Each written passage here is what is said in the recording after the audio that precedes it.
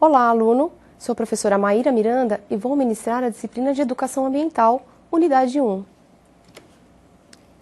Vamos entender qual seria o propósito da educação ambiental? Alcançar comportamentos ecologicamente adequados, contribuir para o desenvolvimento do pensamento crítico e formar educadores com consciência local e planetária. Perceba que esses três propósitos estão interligados. Para que você alcance esses comportamentos ecologicamente adequados que eu vou apresentar para você durante a aula, é necessário que você desenvolva esse pensamento crítico, uma releitura, da realidade, uma observação do que já ocorreu no nosso planeta. Isso a gente vai conversar bastante durante a aula. E é extremamente importante essa consciência local e planetária. Porque o que significa isso? Significa a noção de que tudo está interligado, É uma perspectiva holística do nosso planeta. Toda ação gera uma reação. E essa reação, muitas vezes, ela é transfronteiriça, a gente diz, ou seja, ela vai para vários municípios, estados, ela não respeita limites estabelecidos pelo homem. Vamos entender mais ou menos como isso ocorre? Então, primeiramente, para apresentar para você, a educação ambiental, ela está inserida como tema transversal na educação básica. O MEC institui que a educação ambiental deve ser trabalhada de forma interdisciplinar. Como vou apresentar, como eu quero que você alcance esses comportamentos ecologicamente adequados, pensamento crítico e essa consciência local e planetária? Primeiramente, vou apresentar um histórico da educação ambiental. Como que a humanidade chegou à conclusão de que é necessário essa preocupação com o meio ambiente, esse cuidado com o meio ambiente?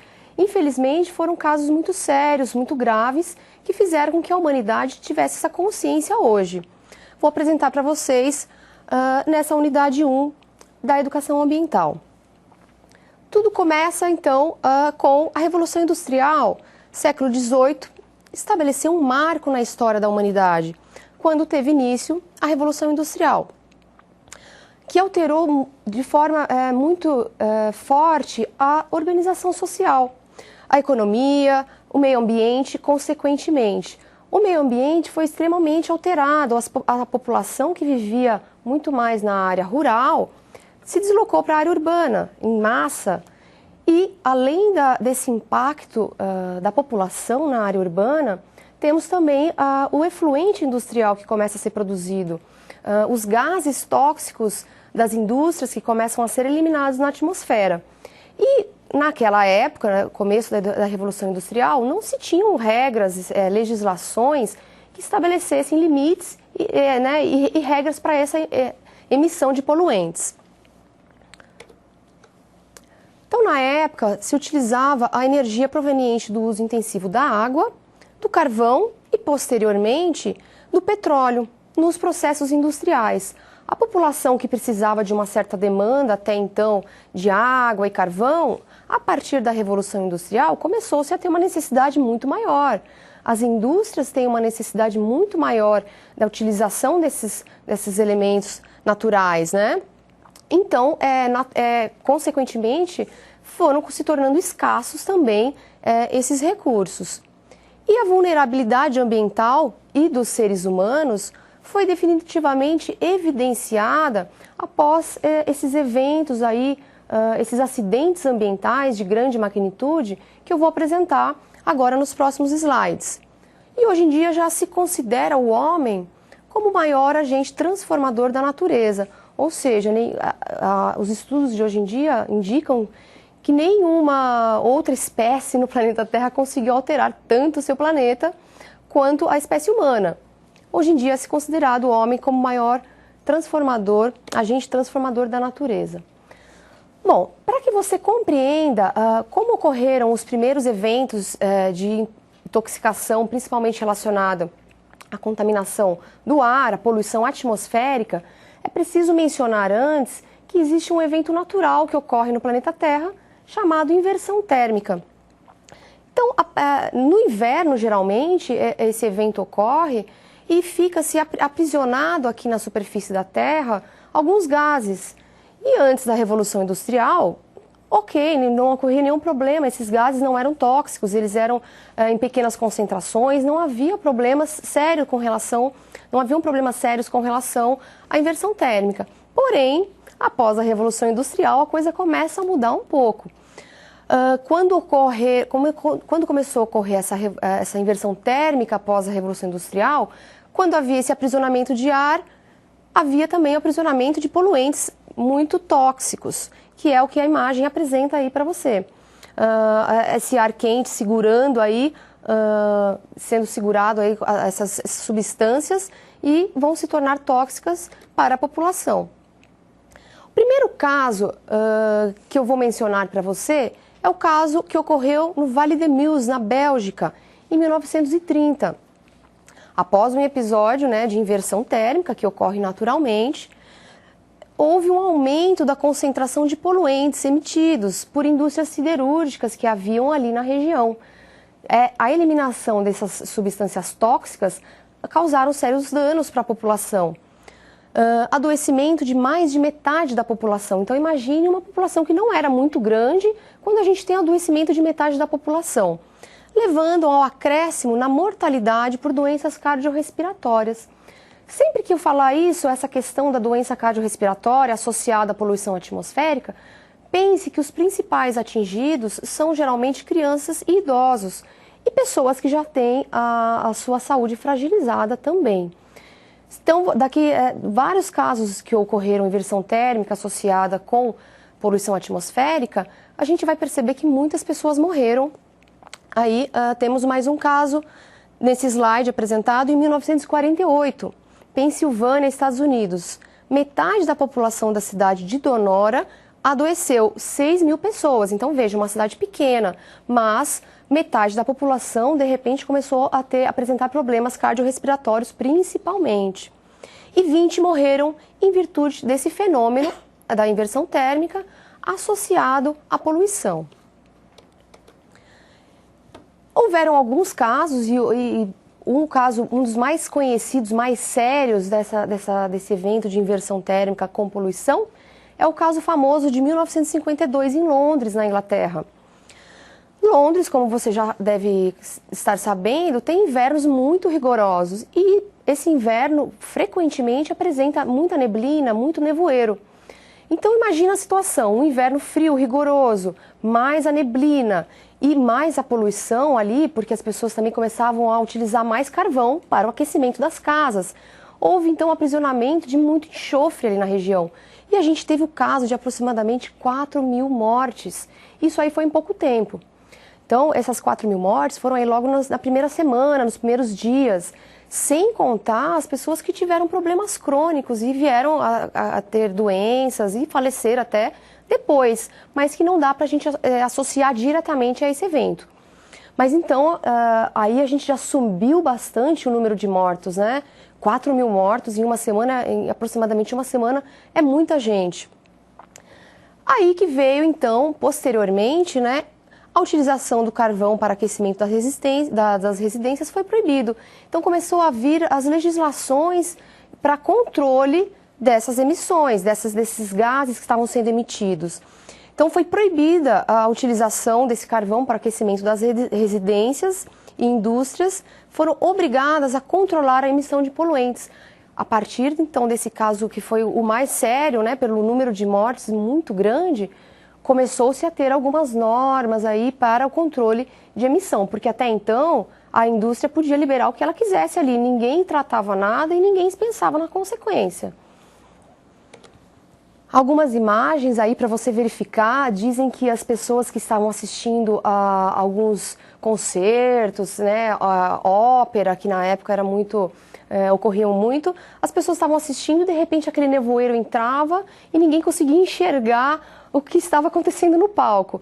Dizem que foi uma coisa muito impressionante mesmo, essa fumaça, essa névoa invadiu a cidade.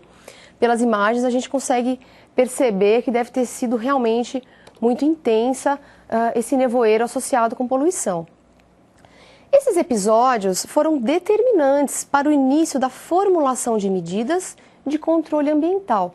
Pela primeira vez, começa-se a falar, nesse controle ambiental, começa-se a ver a necessidade de um controle na emissão de poluentes, que minimizassem essas ocorrências na Europa e depois nos Estados Unidos. E claro, posteriormente, isso foi ganhando o mundo afora, né? Essa consciência aí da necessidade da emissão de gases tóxicos de controle foi tomando aí todo o planeta e hoje em dia já se sabe dessa necessidade, apesar de muitos lugares isso não ocorrer.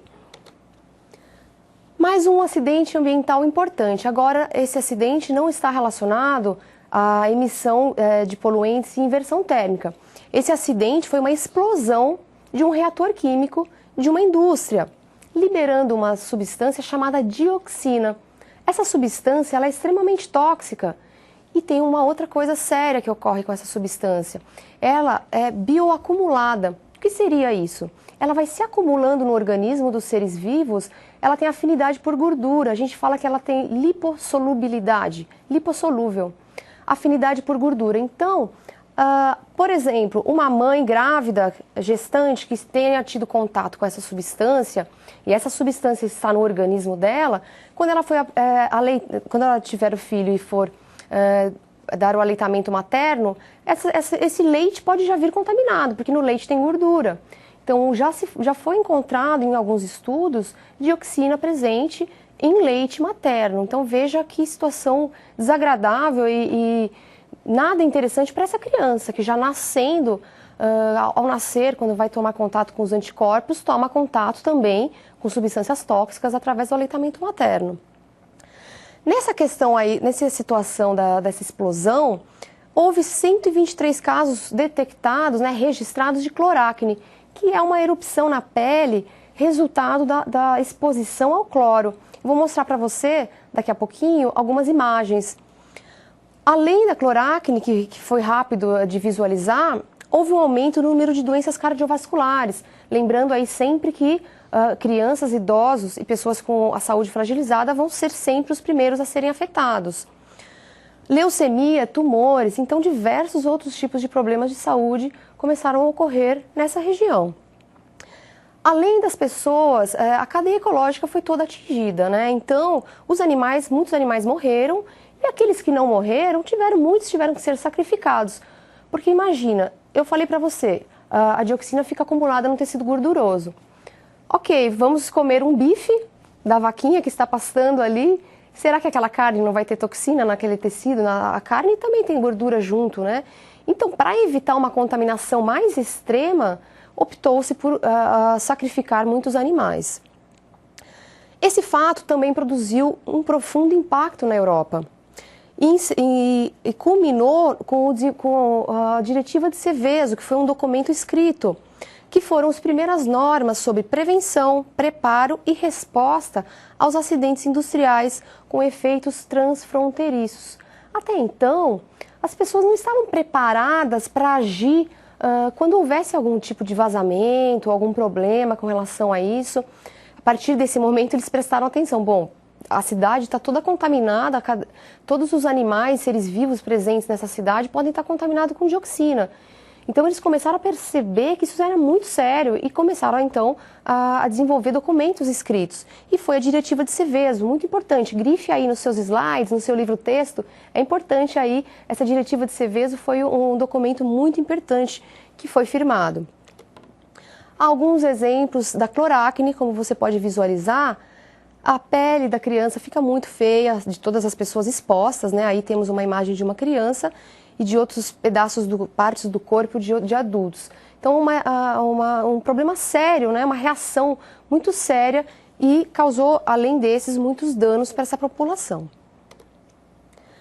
Tivemos o caso também de 1984, em Bhopal, na Índia. Esse caso virou filme até, muito interessante, quem puder assistir. Caso você tenha essa oportunidade de encontrar na locadora ou verificar em algum local, assista, pois é muito interessante. 40 toneladas de gases tóxicos fatais vazaram de uma indústria, fábrica de pesticidas. Cerca de 10 mil pessoas morreram em 3 dias. Então vamos entender, se lá na Europa já estava tendo alguns casos sérios de vazamento, de contaminação, de poluição, imagina nos países que ainda estão em desenvolvimento. Com certeza também ocorreram casos sérios, e esse é um exemplo. todos os dispositivos de segurança da indústria, da fábrica, falharam. E as pessoas foram caindo, adoecendo, muitas caíam cegas, com hemorragias, e muitas pessoas morreram também. 10 mil pessoas.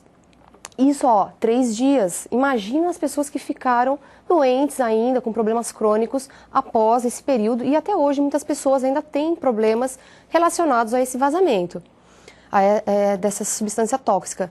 Veja algumas imagens muito tristes, mas que fazem parte da história e demonstram os motivos que hoje tem-se consciência já da necessidade de propagar a educação ambiental. Vejam muitas crianças aí mortas que foram ficando ali na localidade, algumas sendo carregadas. Realmente muito triste. Vamos à interatividade? As primeiras normas sobre prevenção, preparo e resposta aos acidentes industriais com efeitos transfronteiriços foram elaboradas após qual evento? Alternativa A: contaminação por mercúrio na Baía de Minamata, no Japão, em 1953. Alternativa B: explosão do reator químico e liberação de dioxina em Seveso, na Itália, em 1976. Alternativa C: contaminação da população norte-americana por substâncias químicas. Alternativa D: adoecimento de metade da população no Vale de Meuse, na Bélgica, em 1930, ou alternativa E: Conferência de Estocolmo, em 1972. Pense um pouquinho, então, daqui a pouco a gente volta com a resposta.